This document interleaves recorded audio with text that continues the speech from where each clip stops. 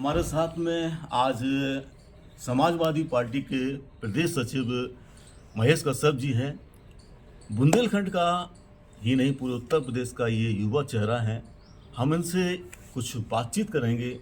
इनकी जो जनसंवाद यात्रा चल रही है पीडीए की, बुंदेलखंड में इस यात्रा का क्या स्वरूप है उसको लेकर। महेश जी, आपका मार्केट संवाद में बहुत बहुत स्वागत है। महेश जी, चूँकि बुंदेलखंड के आप कोने कोने से परिचित हैं और समाजवादी पार्टी के जो राष्ट्रीय अध्यक्ष हैं माननीय अखिलेश यादव जी ने आपको बड़ी जिम्मेदारी बुंदेलखंड के हिस्से को लेकर दी है। जो जनसंवाद यात्रा चली, आप अभी तक कहाँ कहाँ गए, कैसा चरण शुरू होगा और क्या रिस्पांस मिल रहा है, क्या मुद्दे हैं, थोड़ा सा बताएंगे। देखिए, पहले तो आपका बहुत धन्यवाद। और ये यात्रा 18 दिसंबर से चलकर 12 मार्च तक बुंदेलखंड के 7 ज़िलों में, उत्तर प्रदेश के 7 ज़िलों में जाएगी।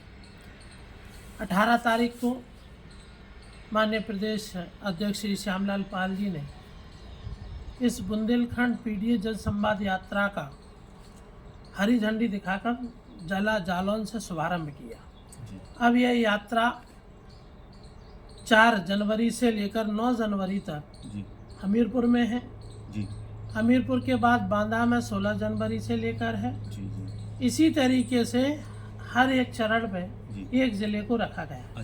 एक ज़िले में लगभग 5 से 6 रात रुकने का कार्यक्रम, विश्राम का, कार्यकर्ताओं के बीच में, कार्यकर्ताओं के साथ रहना, खाना और उनके साथ पार्टी में कितना अच्छे तरीके से हम काम कर सकते हैं, ये सारे बात हम लोग रखते हैं। चूँकि बुंदेलखंड बहुत पिछड़ा क्षेत्र है। जब माननीय अखिलेश यादव जी की सरकार रही तो बुंदेलखंड में बहुत कुछ उन्होंने काम किए हैं। विकास के अनेकों कार्य ऐसे हैं जिन पर आप अगर नज़र डालोगे तो बुंदेलखंड में अगर सबसे ज़्यादा कभी विकास हुआ तो माननीय अखिलेश यादव जी की सरकार में, क्या माननीय मुलायम सिंह जी की सरकार में। चूँकि पिछड़ा क्षेत्र है, यहाँ पर सरकारें बनी, सरकारों में बड़ी संख्या में यहाँ के सांसद विधायक बने, लेकिन उन्होंने बुंदेलखंड को ध्यान नहीं दिया। अब हम लोगों के बीच में जा रहे हैं, बात कर रहे हैं जाति जनगणना की, बात कर रहे हैं लोगों की हिस्सेदारी की, बात कर रहे हैं विकास की, तो लोगों का बड़ी संख्या में इस पीडीए जनसंवाद यात्रा में समर्थन और सहयोग भी मिला। नहीं, आप जब मुद्दे उठाते हैं बेरोजगारी के, जनगणना के और किसानों के, युवाओं के, लेकिन ये क्या समस्या है कि जो एनडीए सरकार है, मोदी सरकार कह सकते हैं या जो बीजेपी की सरकार कहते हैं, उनके एजेंडे में ये मात देने की स्थिति क्यों नहीं बन पाती है? देखिए, ये समाजवादी पार्टी की बदौलत है जो मोदी सरकार चल रही थी 2014 से लेकर 24 तक। माननीय अखिलेश यादव जी ने पीडीए के नारे को इतना बुलंद किया, इतनी जन समर्थन पीडीए को मिला कि मोदी सरकार से एनडीए सरकार पे आ गए। जहां वो एक तरफा अपने दम पे सरकार बना रहे थे, लेकिन पीडीए ने उन्हें एनडीए पे ले आके खड़ा कर दिया। आज उनकी फुल बहुमत की सरकार नहीं है और यही पीडीए जहां केंद्र में सरकार को बनाने से बहुमत से रोक दिया, हम ये कह सकते हैं कि आने वाले 2027 में यही पीडीए एनडीए को भी हटा के समाजवादी पार्टी की सरकार बनाएगा। अपने बुंदेलखंड में जो आपके ललितपुर है, जालौन है, हमीरपुर है, बांदा है, इन इलाकों में आप चूँकि बहुत भांति से परिचित हैं, पूर्व में जिलाध्यक्ष के पद पर भी आपने बहुत बेहतरीन काम किया था।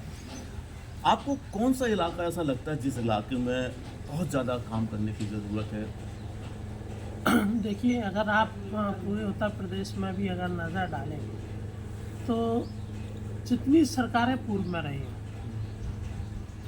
आप आज भारतीय जनता पार्टी की सरकार बने 10 साल होने जा रहे हैं। दूसरी बार सरकार में आ गए हैं, साथ केंद्र में 11 साल हो गए और यहाँ आपके 8 साल हो गए। इन 8 सालों में आपने ये देखा कि लोग बड़े पैमाने पे बेरोजगारी का सामना कर रहे हैं। नफरत की बात ज़्यादा हो रही है, नफरत के आधार पे सरकार बना ली, नफरत के आधार पे लोगों में भेदभाव पैदा कर दिया। ये किसी भी आप सीनियर पत्रकार हैं, आप ये जानते हैं कि किसी भी चीज़ का विकास नफरत से नहीं हो सकता। विकास अगर संभव है तो मोहब्बत से विकास हो सकता है, भाईचारे से विकास हो सकता है। लेकिन ये भारतीय जनता पार्टी की जो सरकार रही, इसने हमेशा विनाश की राजनीति की है। इन्होंने कभी विकास के आधार पर बात ही नहीं करी। अगर आप विकास के आधार पर किसी नेता से आप तैयार कर लो, हम चुनौती देते हैं पूरी भारतीय जनता पार्टी के लोगों को कि अगर विकास के आधार पर बात करना तो आओ, स्वागत है, पब्लिक के बीच में चलते हैं। लेकिन जब चुनाव होंगे, जब नफरत की बात करनी होगी, तो इनकी सरकार, चाहे देश के प्राइम मिनिस्टर साहब हो, चाहे उत्तर प्रदेश के मुख्यमंत्री जी हो, ये केवल नफरत के आधार पे लोगों के बीच में जा रहे हैं। हम लोगों ने विकास के बीच में गए, लोग बहक गए, हमें सरकार से आउट कर दिया, लेकिन लोग आज समझ गए तो भारतीय जनता पार्टी को रोक दिया। हमारे यहीं पर आपसे सवाल था ये वाला, जैसे आपने कहा कि हमने जो काम किया है आधुनिक बुंदेलखंड में, चाहे वह आपका ओवरब्रिज का मामला हो, सिटी बाजार का, या मेडिकल का मामला है, या तालाब बनने का मामला है, वो करना, तो ये जो मुद्दे आपके हैं जो ज़मीन पे थे, आप लोगों को इन मुद्दों से अटैच करने में कहाँ विफल हो जाते हैं? देखिए, हमने क्या कहा कि आप मुद्दों के आधार पर भारतीय जनता पार्टी कभी लोगों के बीच में नहीं जाती जी। उनका पहले दिन से कोशिश रहती है कि नफरत फैलाओ, लोगों को बरगलाओ। हमने इतना काम किया, देश की भाजपा की सरकार ने क्या कहा कि हम हर साल लोगों को 2 करोड़ नौकरी देंगे। क्या नौकरी देने में सक्षम हुए? उन्होंने कहा कि हर लोगों के खाते में 15-15 लाख रुपए आ जाएंगे। क्या वो सफल हुए? नहीं हो पाए ना। ये लोग, भारतीय जनता पार्टी के लोग, जहां हम विकास की राजनीति करते हैं, विकास पे बात करते हैं, ये विकास पे बात नहीं करते, ये बरगला देते हैं, लोगों को बहका देते हैं। आज पूरे देश में इनने जिस तरीके का माहौल बनाने का प्रयास कर रहे हैं, पूरे उत्तर प्रदेश में आप देखिए कैसा माहौल बना रहे हैं, नफरत की आग लगाए बैठे हैं। क्या इससे संभव है? हम जब बात करते हैं रोजगार की, ये बात करते हैं अपने मंदिर की, मस्जिद की।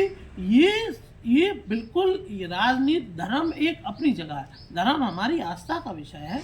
हम सब लोग, बहुत सारे साथी हमारे ऐसे हैं जो दीपावली में हमारे साथ में दीप जला के मौसम मनाते हैं, हम भी लोगों की ईद में भी जाते हैं, तो ऐसा नहीं है। लेकिन ये क्या करते हैं, ये केवल लोगों में नफरत कर दे। हमने विकास किया, काम किया, हमारे काम को इन्होंने बहका दिया। लोगों को लगा कि ये आ जाएंगे तो हमारे बेटे को नौकरी मिल जाएगी, हमारी बेटी को नौकरी मिल जाएगी, लोगों की पढ़ाई फ्री हो जाएगी।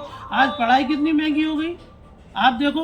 आज हम जब गांव में जा रहे हैं पीडीए जनसंवाद यात्रा को लेकर, तो हमारे बड़े साथी, बड़े पैमाने पे नौजवान साथी मिलता है, वो हमसे बोलता है कि आप ने जो पीडीए जनसंवाद यात्रा आपने निकाला है, माननीय अखिलेश जी के निर्देश पे आप आए हैं, तो ये आप देखिए सरकार आज क्या कर रही है। सरकार, ऐसा कोई सा पेपर नहीं है जो पूर्ण रूप से उसका परीक्षा सफल करा पाई हो। हर पेपर लीक। जहाँ नौजवान ने नौकरी मांगी, आपने क्या करा? आपने लोगों में लाठियाँ मारी, नौजवानों में लाठी मारी। आपने वीडियो देखा होगा, महिलाओं को खसीट के मार रहे हैं। ये तरीका ठीक नहीं है।